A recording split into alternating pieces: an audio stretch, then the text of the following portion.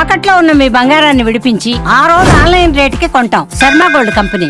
నమస్తే, మీరు చూస్తుంది సుమన్ టీవీ. నేను మీ కీర్తి. నాతో పాటు ప్రముఖ ఆస్ట్రాలజర్ గోరుగుంట్ల సురేష్ గారు ఉన్నారు. నమస్తే సార్. నమస్కారం అండి.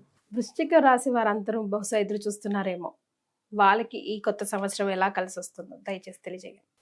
ఫస్ట్ అసలు జ్యోతిష శాస్త్రం ఎందుకు ఇంపార్టెంట్, ఎలా మనకు ఉపయోగపడుతుందో చూద్దాం.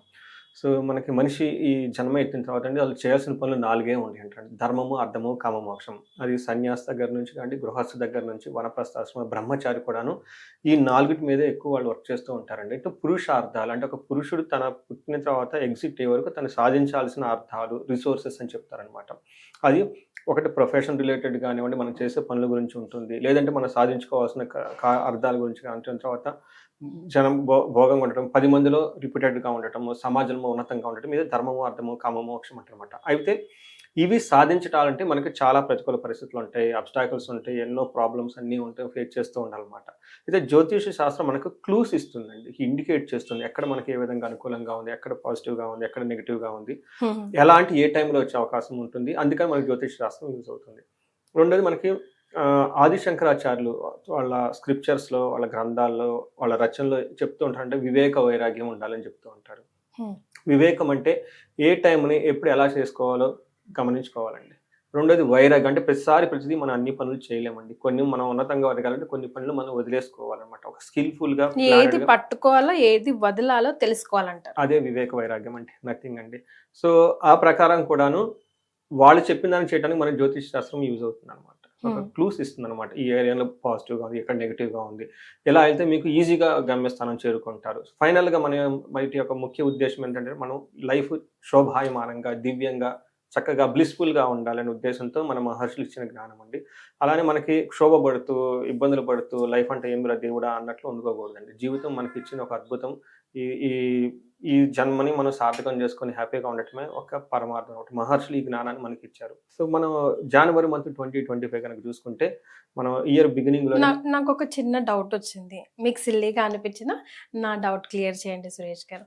అంటే మన పోయిన జన్మ, గత జన్మకి సంబంధించిన వాసనతోనే మనం ఈ జన్మ ఎత్తుతాము, అవునా? కరెక్ట్. అంటే ముందే డిసైడ్ అయింది ఈ జన్మలో మనం ఏం చేయాలి, ఏం చేయకూడదు అని చెప్పి. మరి అదంతా ముందే డిసైడ్ అయినప్పుడు గ్రహాలు మనల్ని ఎలా లీడ్ చేస్తాయి? ఏమవుతుందంటే అండి, మనకున్న మెమరీ అప్పటి జన్మ మెమరీ ఇప్పుడు ఉండదు. సో మనం ఇగ్నోరెంట్ గా పుడతాం. మనిషి పుట్టడమే ఇగ్నోరెంట్ గా పుడతాడు అనమాట. సో అక్కడ నుంచి గురువుల దగ్గర జ్ఞానం సంపాదించుకోవాలి. ఏమవుతుంది మన చుట్టూ, నేచర్ మనకి ఎలా అవుతుంది, పీపుల్తో మనకి ఎలా ఉండాలి, ఏది చేయాలి, ఏది చేయకూడదు, స్క్రిప్చర్స్ ద్వారా మళ్ళీ మనం తెలుసుకోవాలన్నమాట. ఆ స్క్రిప్చర్స్ మీరు పోయిన కాలంలో, పోయిన జన్మలో కూడా పాటించుంటారు, ఇప్పుడు పాటించుంటారు. ఆ నాలెడ్జ్ మిమ్మల్ని పాస్ ఆన్ చేయడానికి గురువులు వస్తారండి. ఇందులో భాగమే ఈ మనకి బ్రహ్మ మనకి ఇచ్చిన జ్ఞానం ఇది. సో మీకు ఎందుకు వచ్చారని మీకు తెలియదు, యూ ఫర్గాట్ ఇట్. ఇది రిమైండ్ చేస్తారు. వృశ్చిక రాశి వాళ్ళకి సంతోషపడాల్సిన అవసరం అండి. మనం 2025 రాశి ఫలాలు కూడా చెప్పుకున్నాం వాళ్ళ గురించి. వాళ్ళకి ఏమంటారంటే అర్ధాష్టమి నుంచి బయటపడుతూ ఉన్నారనమాట. అదొక హ్యాపీ న్యూస్, పర్టికులర్గా మార్చ్ తర్వాత. అయితే ఈ ముందు ఇప్పుడు మనకి 2025 జనవరి మంత్ ఎలా ఉందో చూద్దాం. వాళ్ళకి చూసే విశాఖ 4వ పాదం, అనురాధ 1, 2, 3, 4 పాదాలు, జ్యేష్ఠ 1, 2, 3, 4 పాదాలంతా మనకి వృశ్చిక రాశిలో వస్తూ ఉంటారు.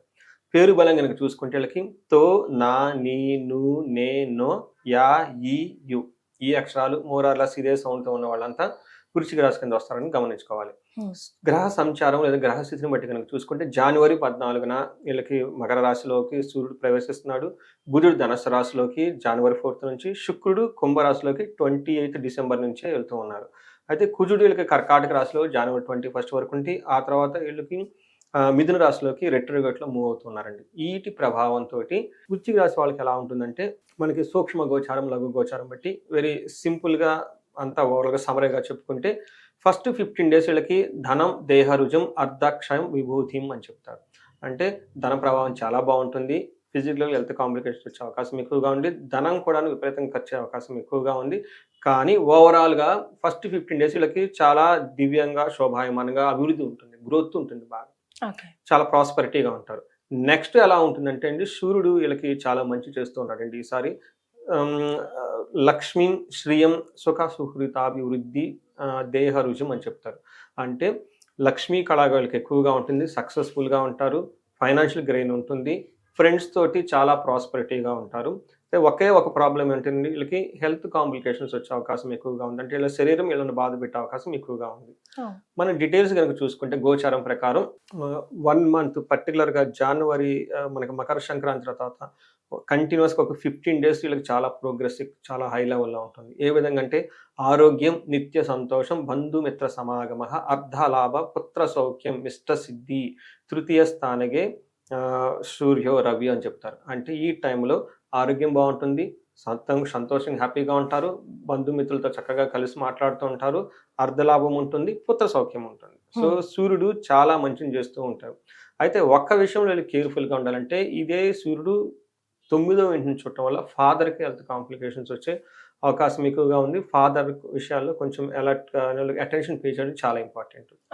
తర్వాత కుజుడు వీళ్ళకి అంత యోగ్యతను ఇవ్వట్లేదని చెప్పుకోవాలి. వీళ్ళకి 9th house, 12th house, 4th house ఏ హౌస్లో కూడా అంత అనుకూలత ఇవ్వరు కుజుడు.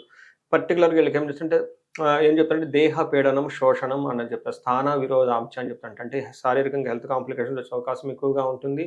తర్వాత ఉన్న పొజిషన్లో కొంచెం ట్రాన్స్ఫర్స్ రావటం, అటు ఇటు తిరగటము ఇవి చేసే అవకాశం ఎక్కువగా ఉంటుంది. అంతేకాకుండా బంధువైర ధనక్షేమం, బంధువులతో గొడవ, దేహ పీడనం అని చెప్తుంటారు. 4th హౌస్లో ఉండటం వల్ల భాగ్యహాని అంటే లగ్జరీకి సంబంధించిన విషయాలు ఇలా అన్కంఫర్టబుల్ ఫీల్ అయ్యే అవకాశం ఎక్కువగా ఉంటుంది. తర్వాత ధనక్షము, సంతానానికి సంబంధించిన విషయాల్లో కొంచెం కాంప్లికేషన్స్ వచ్చే అవకాశం ఎక్కువగా ఉంది. ఒక్క విషయం వీళ్ళు గుర్తుపెట్టుకోవాల్సింది ఏమంటే 12th హౌస్లో ఉండటంతో ఆపోజిట్ వాళ్ళతో చాలా గొడవలు వచ్చేస్తాయి. లేడీస్కి అయితే జెంట్స్ ద్వారా, జెంట్స్ అయితే లేడీస్ ద్వారా గొడవలు వచ్చే అవకాశం ఎక్కువగా ఉంది. పలుకుబడి తగ్గే అవకాశం ఎక్కువగా ఉంది. బట్ ఇది ఎప్పటి వరకు అంటే 21st వరకు మాత్రమే. ఇది కూడాను మధ్యలో సూర్యుడు బాగా సపోర్ట్ చేయడంతో ఈయన లాస్ట్ మూమెంట్లో రెట్రోగేట్ అయ్యే మూమెంట్లో ఉన్నారు కాబట్టి అంత అంటే మైల్డ్గా ఈ ప్రాబ్లమ్స్ ఉంటాయి. అంత పెద్ద సీరియస్గా అయితే ఏముండవు అని చెప్పుకోవాలి. శుక్రుడు వీళ్ళకి చాలా చక్కటి యోగ్యతను అయితే కలిగిస్తున్నాడండి. ఒక రకంగా చెప్పాలంటే వీళ్ళు శుక్రుడు వీళ్ళకి 4th హౌస్లో ఉండి 10th హౌస్ దృష్టి చూడటం వల్ల ఏమవుతుందంటేనండి పుత్ర, మిత్ర, కళాత్రి, బంధు సుఖం. ఈ టైంలో పుత్రుల నుంచి, బంధువుల నుంచి, ఫ్రెండ్స్ నుంచి చాలా మంచి సపోర్ట్ వచ్చేస్తుంది. విద్యా గోష్ఠి అంటే హయ్యర్ నాలెడ్జ్ గురించి మాట్లాడుకుంటూ ఎక్కువగా ఉంటూ ఉంటారనమాట. పెద్ద పెద్ద వాళ్ళతో కలవటము, ఇంటలెక్చువల్ పీపుల్తో కలవటము, తర్వాత నాలెడ్జ్ గురించి డిస్కస్ చేసుకునేది ఎక్కువగా ఉంటుందన్నమాట. తర్వాత ఈ టైంలో స్వబుద్ధి, మీ ఓన్ ఏమని చెప్తారంటే వాళ్ళ యొక్క ఓన్ ఇంటలెక్ట్ తోటి వాళ్ళ ఇష్టానుసారంగా వాళ్ళకి నచ్చిన విధంగా ప్లాన్ చేసుకుని ముందు వెళ్ళిపోతూ ఉంటారు. బట్ అలా వెళ్ళిపోయిన తర్వాత సక్సెస్ఫుల్గా కూడా ఉంటారు. So they take their own decisions, mind your own business అంటారు. సో ఈ టైంలో వాళ్ళ ఓన్ బిజినెస్ చేసుకుంటూ చక్కగా ముందుకు చూసుకొని వెళ్ళిపోతూ ఉంటారు. ఈ టైంలో 10th హౌస్లో శుక్రుడు ఉండటం వల్ల ఏమవుతుంటే మనీ గెయిన్, ధన ప్రవాహం వస్తుంది. అఫీషియల్గా వీళ్ళ స్టేటస్ కూడా పెరుగుతుందండి జనవరి మంత్లో. అది మనం ఓవరాల్గా చూసుకుంటే గ్రహ యొక్క స్థితిని బట్టి. మరి ఒకవేళ నక్షత్రాలను బట్టి చూసుకుంటే, నక్షత్రం బట్టి చూసుకుంటే విశాఖ, అనురాధ, జ్యేష్ఠ 3 నక్షత్రాలు ఇందులో ఉంటాయండి. చాలా విషయాలు చాలా పాజిటివ్గా ఉంటుంది. బట్ ఓవరాల్గా ఈ విశాఖ, అనురాధ, జ్యేష్ఠ వాళ్ళు ఈ రాబోయే మంత్ అంతా 2-3 విషయాలు చాలా ఫేవరబుల్గా ఉంటుంది. ఒకటి వీళ్ళకి ధనలాభం చాలా బాగుంటుంది. రెండోది ఐశ్వర్యవంతంగా ఉంటారు. వాళ్ళు ఏ పని చేసినా శోభాయమానంగా, మనీతో పాటు ఇంకా అన్ని విధాలు కూడా చాలా కలిసి వచ్చేస్తుందని చెప్పుకోవాలి. ప్లస్ ప్రతి పనిలోనే సక్సెస్ ఉంటుంది. ఇంకేం కావాలండి. అయితే ఛాలెంజెస్ ఎక్కడ ఉన్నాయంటేనండి భయపడే అవకాశం ఉంది, అతిగా భయపడే అవకాశం ఎక్కువగా ఉంది. అది కూడా కుజుడు ఉండటం వల్ల ఇందాక మనం చెప్పుకున్న విషయాల్లో పార్షల్గా కొంచెం ఉండే అవకాశం ఎక్కువగా ఉంది. వీళ్ళలో విశాఖ వాళ్ళు బంధించబడినట్లు ఉంటారండి. 22 నుంచి 30th మంత్ ఎండ్ వరకు ఒక 1 వీక్ ఒక స్టాగ్నేటెడ్ అయిన సిచ్యువేషన్ ఫేస్ చేస్తారు. కన్ఫ్యూజన్ అయిన ఫేస్ను ఫేస్ చేస్తూ ఉంటారు. జ్యేష్ఠ నక్షత్రం వాళ్ళకి జనవరి 30th నుంచి 1st నుంచి జనవరి వరకు సంపదలు వచ్చే అవకాశం ఎక్కువగా ఉందండి. వీళ్ళకి ఎడిషనల్గా ఇదని చెప్పుకోవాలి. బట్ మిగతా అన్ని విషయాలు ఓవరాల్గా బాగుంది. ఓన్లీ అన్నెసెసరీ పేరు పడే అవకాశం ఎక్కువగా ఉంది. జ్యేష్ఠ నక్షత్రం వాళ్ళు కార్యహాని జరిగే అవకాశం ఎక్కువగా ఉందండి. అనురాధ నక్షత్రం వాళ్ళకి రాహుకేతులకు సంబంధించి కొంచెం ఇబ్బందులు ఎక్కువగా ఉన్నాయి. వాళ్ళు బ్లడ్ని కళ్ళు చూసుకునే సిచ్యువేషన్స్ వచ్చే అవకాశం ఎక్కువగా ఉంది. రాహుకేతువులు ఉండటం వల్ల ఏమవుతుందంటే అనవసరమైన మెంటల్గా క్లారిటీ లేకుండా కొంచెం ఇబ్బందులు పడే ఉండే అవకాశం ఎక్కువగా ఉంది. మరి ఏమైనా రెమెడీస్ కూడా సూచిస్తారండి? రెమెడీస్ కనుక చూసుకుంటేనండి ఈ యాక్చువల్గా ఈ వృశ్చిక రాశి వాళ్ళకి టైం చాలా ఫేవరబుల్గా ఉంది. ఇప్పటి నుంచి స్టార్ట్ అవుతుంది వాళ్ళకి. అంతకుముందు చాలా ఇబ్బందులు పడ్డారు వాళ్ళు. మనం ఏమంటారంటే మనకి ఫస్ట్ మంత్ ఫస్ట్ డేనే మనకి సిగ్నల్స్ వస్తాయి మన నేచర్ నుంచి. సో ఇప్పుడు మనం చూసుకుంటే చాలా పాజిటివ్ గా ఉంది. బట్ ఇది కంటిన్యూ అవుతుందండి. ఇందులోనూ ఇంకా వీళ్ళు ప్రాబ్లమ్స్ ఎవరైనా ఫేస్ చేస్తుంటే, ఎందుకంటే యాక్చువల్గా ఈ టైంలో ప్రాబ్లమ్స్ ఫేస్ చేసుకోకూడదు. ఒక మెచ్యూర్డ్కి వచ్చేసి ఎంజాయ్ చేసే స్టేజ్కి వచ్చేస్తారు. ఇంకా కనుక ఎవరైనా కనుక ఫేస్ చేస్తుంటే అతి భయం కనుక ఉండగలిగితే వీళ్ళు సుబ్రహ్మణ్యేశ్వర స్వామి ఆరాధన చేస్తే చాలా బాగా కలిసి వచ్చేస్తుంది. ఎవరైనా కనుక మన్యు సూక్త పారాయణం కనుక చేసుకున్నా, లేదంటే మన్యు పాశుపత హోమం చేసుకున్నా కానీ కనపడని శత్రువులు ఉండి ఎవరికో దూరంగా ఉండి ఇబ్బందులు పెట్టేవాళ్ళు ఉంటారు. ఇవి కనుక చేస్తే చాలా చక్కగా ఉంటుంది. అట్లీస్ట్ హనుమాన్ చాలీసా చదివి శనివారం ఆంజనేయ స్వామి గుడికి తిరిగినా కానీ ప్రదక్షిణాలు చేసినా కానీ చాలా బాగుంటుంది అని చెప్పుకోవాలి. అయితే నక్షత్రం ప్రకారం కనుక చూస్తే అనురాధ నక్షత్రం వాళ్ళు విజయవాడ కనకదుర్గమ్మని విజిట్ చేయడం చాలా చాలా ఇంపార్టెంట్ అండి. వీళ్ళకి ఫస్ట్ బిగినింగ్లోనే కనుక విజిట్ చేసుకొని రాగలిగితే అమ్మవారి కృపా కటాక్షం వల్ల చాలా చాలా బాగుంటుంది. దర్శనం అయిన వెంటనే అక్కడ సుబ్రహ్మణ్య స్వామి గుడి ఉంటుందండి ఇంద్రకీలాద్రి దగ్గర.